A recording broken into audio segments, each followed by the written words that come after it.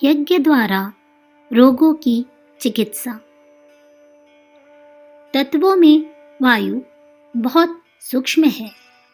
पृथ्वी, जल, अग्नि की अपेक्षा वायु की सूक्ष्मता अधिक है, इसलिए उसका गुण और प्रभाव भी अधिक है। अन्न और जल के बिना कुछ समय मनुष्य जीवित रह सकता है, पर वायु के बिना एक क्षण भर भी काम नहीं चल सकता।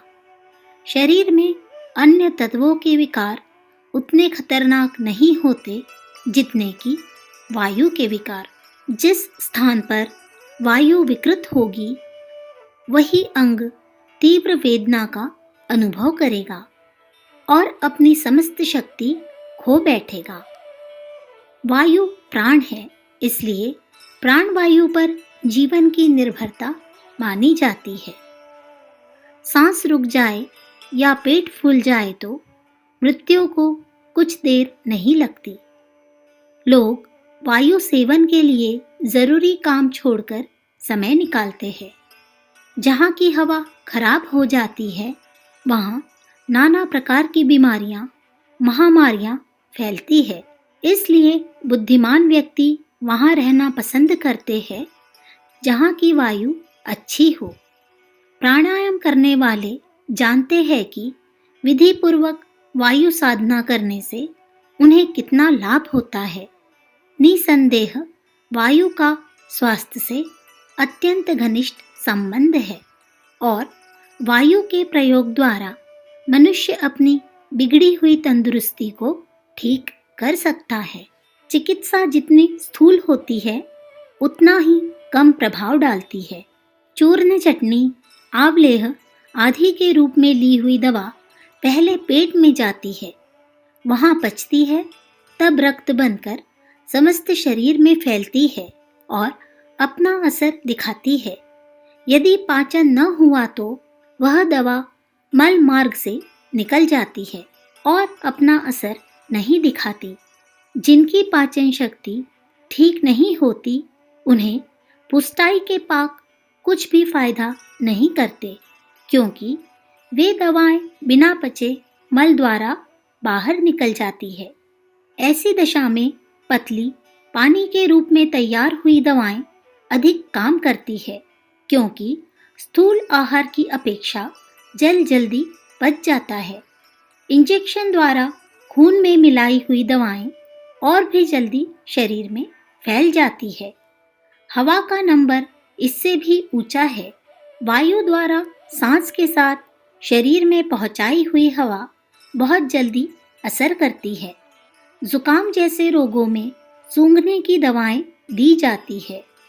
क्लोरोफॉर्म सूंघने से जितनी जल्दी बेहोशी आती है, उतनी जल्दी उसे खाने से नहीं आ सकती। इन सब बातों को ध्यान रखते हुए भारतीय ऋषि मुनियों ने यज्ञ हवन की बड़ी ही सुंदर वैज्ञानिक विधि का आविष्कार किया है। हवन में जलाई हुई औषधियाँ नष्ट नहीं होती, वरन सूक्ष्म रूप धारण करके अनेक गुनी प्रभावशालिनी हो जाती है और अनेकों को आरोग्य प्रदान करती है। लाल मिर्च के एक टुकड़े को जब आग में डाला जाता है तो वह सूक्ष्म होकर हवा में मिलकर चारों ओर फैलती है और दूर तक बैठे हुए लोगों को खांसी आने लगती है। इससे प्रकट है कि जलने पर कोई वस्तु नष्ट नहीं होती, वरन सूक्ष्म होकर वायु में मिल जाती है और उस वायु के संपर्क में आने वालों पर उस वस्तु का असर पड़ता है। हवन के धार्मिक रूप को छोड़ दे तो भी अग्निहोत्र संबंधी महत्ता स्वीकार करनी ही पड़ती है। बाजार में कृमिनाशक फिनाइल की भांति की एक अंग्रेजी दवा फॉर्मेलिन बिकती है। इससे बीमारियों के कीड़े नष्ट हो जाते हैं। यह दवा फॉर्मिक अल्डिहाइड गैस से बनती है। फ्रांस के सुप्रसिद्ध वैज्ञानिक डॉक्टर ट्रिले ने बताया है कि उपरोक्त गैस लकड़ियां जलाने या खाड़ जलाने से उत्पन्न होती है। जो काम बहुत कीमती खर्च करने पर फॉर्मेलिन जैसी दवाइयों से होता है, वह कार्य अग्निहोत्र द्वारा अधिक उत्तमता से हो जाता है। दवा तो वहीं असर करती है जहाँ छिड़की जाती है, पर अग्निहोत्र द्वारा तो वह कार्य वायु द्वारा बड़े पैमाने पर हो जाता है। फ्रांसीसी वैज्ञानिक टिलवर्ट की शोध है कि शक्कर जलाने से जो गैस उत्पन्न होती है उससे हैजा, तपेदिक चेचक आदि रोगों का विष दूर होता है। डॉक्टर हैफकिन का परीक्षण है कि घी जलाने से उत्पन्न गैस चर्म रोग, रक्त विकार, शुष्कता, दाह एवं अन्य रोग उत्पन्न करने वाले विष कीटाणुओं को नष्ट करती है। डॉक्टर टॉटलिंट ने दाख के धुएं को टाइफाइड और निमोनिया ज्वर को मिटाने वाला बताया है। सूर्य के द्वारा पृथ्वी पर जो गर्मी आती है उसे उपयुक्त मात्रा में कायम रखने के लिए कार्बन डाइऑक्साइड गैस बड़ा महत्वपूर्ण कार्य करती है। यह गैस हवा में करीब 1/330 होती है। यदि यह परमाणु थोड़ा भी घट बढ़ जाता है तो उसका पृथ्वी के मौसम पर बड़ा असर पड़ता है। यदि यह परिमाण दूना हो जाए तो इतनी गर्मी बढ़ सकती है कि कहीं बर्फ के दर्शन भी न हो, और यदि यह आधी रह जाए तो समस्त भूमंडल बर्फ से ढक जावे। उपरोक्त गैस जहाँ ज्यादा बनती है वहाँ आकाश में गर्मी ज्यादा बढ़ जाती है। फलस्वरूप वर्षा भी अधिक होती है। ज्वालामुखी पहाड़ों से यह वायु निकली है, इसलिए वहाँ वर्षा भी अधिक होती है और हरियाली छाई रहती है। फ्रांस के यूबेरिन चश्मे से यह गैस निकलती है। फलस्वरूप वहाँ वर्षा और वनस्पति की अधिकता रहती है। हवन द्वारा भी यही कार्बन डाइऑक्साइड गैस उत्पन्न होती है। जहाँ हवन अधिक होते हैं वहाँ वर्षा और वनस्पति की अधिकता रहती है। फलस्वरूप वहाँ की आबोहवा भी स्वास्थ्य कारक होती है।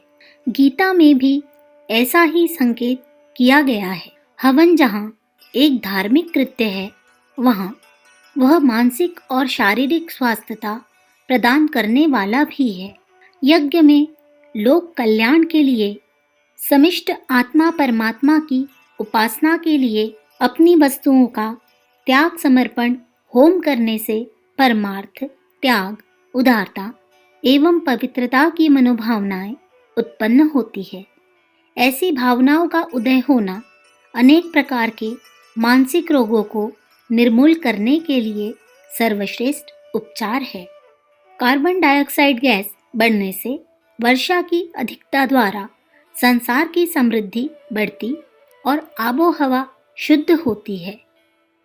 स्वस्थता प्रदान करने वाला और रोगनाशक औषधियाँ अग्नि की सहायता से सूक्ष्म रूप धारण करके शरीर में व्याप्त हो जाती है और निरोगता की स्थापना में बड़ा महत्वपूर्ण कार्य करती है।